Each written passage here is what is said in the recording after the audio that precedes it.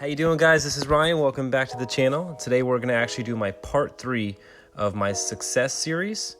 In this series, we look at success and try to really break it down and almost make it like a science. I post this video in the first week of every month, so make sure you stay tuned for that. And if you've been following my channel, you know I've had interest in investing in Tesla, and I just bought myself the Tesla Model 3. So for this month, I thought a good series to do is to jump in and take a deep look at what makes Elon Musk so successful. And guys, if you like content about investing, motivation, Tesla, the stock market, real estate, consider subscribing to the channel and turn on the notification bell so YouTube notifies you every time I upload a video. And also hitting that like button greatly helps the YouTube algorithm recognize this video as a good video. So with that said, let's jump into it. Elon Musk is a very polarizing figure. He's always in the media, and I'm not sure if people really know that much about him, but this guy is actually the only human being to create $3 billion companies. And actually before that, in his early 20s, he started a company called Zip2, which helped newspapers create mapping services on the internet. And he sold that company for over $300 million. That gave him the seed money to grow PayPal, and then selling PayPal gave him the seed money to build Tesla and SpaceX. But I'm sitting here and looking at how is this guy continuously pulling off these big moves? What can I learn from it? What can we learn from it? And from an investor standpoint, I really look at companies' leadership, chief executive and higher up positions to understand, should I be long in this company? Should I hold the stock for a long time? Can they grow further? So understanding the leader behind these projects is very important. So from all my research and investing in the company, who Musk is, and if he's likely to be successful in the future. In dollar terms, Elon Musk's net worth is around $20 billion. And he started with essentially nothing. He moved out of South Africa as a teenager because South Africa was going through apartheid and they had mandated military service. So that's not something that he wanted to do or felt like the government was doing right. So he took off to first Canada and then eventually ended up in California. But he soon dropped out because he said the internet was happening and he didn't want to miss out on it. Now, Elon Musk believes that the market will pay you in direct proportion to the complexity of problems that you solve. So if you look throughout his career, he's always been solving very complex issues. So this notion of solving complex problems, we should really think about as far as how we can increase our income. There's so many people that struggle to make ends meet, while this human is creating billions of dollars worth of value because he's not trying to solve little issues. Now, Elon, when pressed on how is he doing things, how is he creating companies that probably are unlikely to succeed, like making a battery vehicle a mass market, or how to drastically cut down the cost of space travel by being able to reuse rocket ships, he accredits this to using what's called first principles approach. This is a physics-based way to thinking, looking at something we know to be true and then reason up from there. This is very different than what we do in our daily lives. We usually think by analogy. What thinking by analogy means is something is this way, therefore it's likely to be that way moving forward, or something else like it is similar. For example, let's pretend someone owns a Ford Focus 2012 and the maintenance on that car is expensive. Therefore, if someone else has a Ford Focus, that must also be expensive to own. But if you look into first principles approach, you could actually look at all of the variables that have made that car expensive for that one person, and actually a Ford Focus may not be expensive to own. It could just have been a circumstance on that car. That's just an example, but first principles is breaking down what we know to be true and reason up from there. And I'll actually play a clip of Elon Musk explaining it here in an interview. So the normal way that we conduct our lives is we reason by analogy. We're doing this because it's like something else that was done, or it's like what other people are doing. Me too type ideas. Yeah, slight iterations on a theme. It's kind of mentally easier to reason by analogy rather than from first principles. But by first principles is kind of a physics way of looking at the world.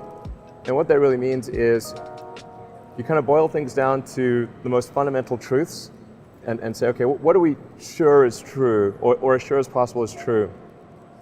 And then reason up from there. That takes a lot more mental energy. Give me an example of that. Like, what's one thing that you've done that on that you feel has worked for you?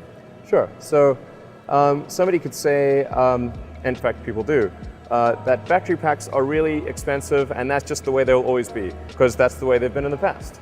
You're like, well, no, that's pretty dumb, because if you applied that reasoning to anything new, then you wouldn't be able to ever get to that new thing. Right.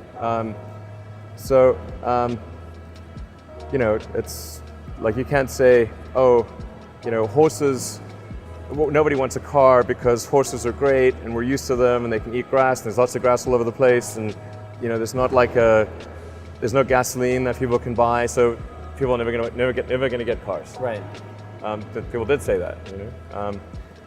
And for batteries, they would say, it's going to cost. Historically, it's cost $600 per kilowatt hour, and so it's not going to be much better than that in the future. And you say, no, okay, well, what are the batteries made of? So first principles would be to say, okay, what are the material constituents of the batteries? Mm-hmm. What is the spot market value of the material constituents? So you can say, okay, it's got cobalt, nickel, aluminum, carbon, and some polymers for separation, and a steel can. So break that down on a material basis and say, okay, if we bought that in the London Metal Exchange, what would each of those things cost? Like, it's like $80 per kilowatt hour. Mm-hmm. So clearly, you just need to think of clever ways to take those materials and combine them into the shape of a battery cell, and you can have batteries that are much, much cheaper than anyone realizes. So consider using first principles approach to thinking in more complex parts of your life. Or I know I have a lot of stock investors on this channel, really dissect the company by its first principles. I tried using that within Tesla. I know some people have said they don't want to own automakers because automakers don't do well during recessions. But when you really break down all the fundamentals of Tesla, you might come to a different conclusion. Another tip I've heard Elon Musk accredit his success to is taking negative feedback. And this is hard to do, but he recommends doing this with friends. I hear him say this, but then I've also heard him say that when he wanted to start SpaceX, a rocket ship company, that he had so many friends try to talk him out of it because they thought he was going to lose all of his money, because starting a rocket ship company is typically not something that's been done by the free market or done by the free market successfully. It's usually been something that's been operated at a loss and done by governments. I do think it's important to listen to negative feedback. It's hard to do. I'll be honest, even with my YouTube channel here, I've had friends tell me negative things about it. And it kind of hurts your pride a little bit because you work hard at it, but you really have to look at it and say, okay, you're right. These are things that I could improve on, because otherwise you're just going to live in your own echo chamber and you're not going to really grow and become more successful. So getting back to solving complex problems, in my first video in the success series, I play a clip of Larry Page, the founder and former CEO of Google Alphabet. He believed that trying to solve very big, ambitious goals was actually somewhat easier to do because it gave you access to more resources, because you have a bigger opportunity for investors to prosper. I find this to be very interesting because most of us in our normal lives, we really don't try to drastically change the status quo. We might make slight alterations to it, but what Elon's been able to do is start these companies that have high capital costs, and all of his money is not enough to do it. He's had to raise money from several investors and take the company Tesla public, because these things that are very difficult to do are very capital intensive. But they also allure investors because these things could change the world fundamentally, and that creates massive amounts of wealth. So I don't think you can really focus on the making money aspect on it. And if you listen to Elon Musk closer, it doesn't seem like money is his driving force. I've even heard him say in regards to SpaceX, not trying to build SpaceX and help humans become a multiplanetary species, rather just waiting for some kind of extinctual event to occur, is a pretty depressing place to live. So he seems to operate from a frame point of making the world a better place, in a world he's happy to live in, rather than us just sitting on this rock waiting for something to happen. So Musk claims that we're going to be sending humans to Mars sometime in the 2020s, and that's groundbreaking for humanity. This is a new frontier. There used to be frontiers on planet Earth here, seeing different parts of the world, and some people say space is the final frontier, but will he be successful at making humans a multiplanetary species? We'll have to see. Another thing you'll see by looking at Elon Musk, you'll see that he works an insane amount of hours, to the point where he's had near mental breakdowns, and he's almost actually failed and lost everything. During the financial crisis, he was very close to having both of his companies go bankrupt, and he actually debated going all in on Tesla or going all in on SpaceX. And you'll see that he has like an emotional connection towards these companies, which I'll play a clip of him here, where he compares not investing in these companies like deciding which child of yours to feed if you don't have any food left. I can easily build an electric car and a rocket. I didn't think it would be easy. Like I said, I thought they would probably fail. But you know, like creating a company is almost like having a child. So it's sort of like, how do you say your child should not have food? So once you have the company, you have to feed it and nurse it, and take care of it, even if it ruins you. Yeah.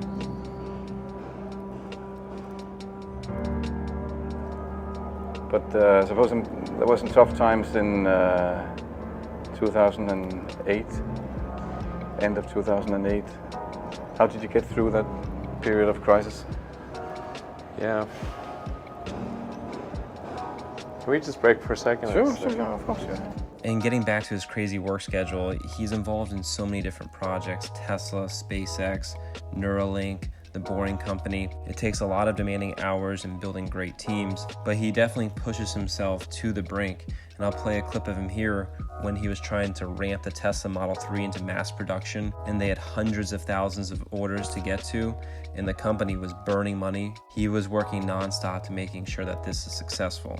Well, I mean, Tesla really faced a severe threat of death due to the Model 3 production ramp.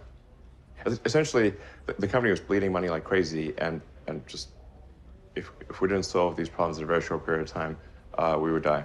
And it was extremely difficult to solve them. How close to death did you come? Within single-digit weeks. 22 hours a day, or like what? How many I hours? was working, so 7 days a week, sleeping in the factory. I worked in the paint shop, general assembly, body shop. You ever worry about yourself imploding? Like it's just too much? Absolutely. No one should put this many hours into work. This is not good. And people should not work this hard. They should not do this. It's very painful. Painful in what sense?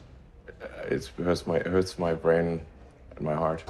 So yeah, for me, looking at Elon and looking at Tesla as an investment, I really feel like I'm betting on the right guy. I feel like we have the opportunity to bet on the Edison of our time. And now Tesla as a company is in such a great position where they've shown they can produce mass volume of cars profitably, and they have over $5 billion in the bank, and Musk can seem to raise capital anytime he wants. And if there's anyone that's going to create massive amounts of more value for investors, it is Musk. And that's one of the big reasons why I'm a shareholder and will continue to look at the projects that he builds, because I believe he has the capability to bring these ideas to fruition. You know, it's funny that the company Tesla is named after Nikola Tesla, but Musk actually says that he's a bigger fan of Edison, Thomas Edison, because Edison was not only able to come up with great ideas, but execute them and bring them to market, which we're watching unfold in front of our eyes, and it's a lot of fun to do.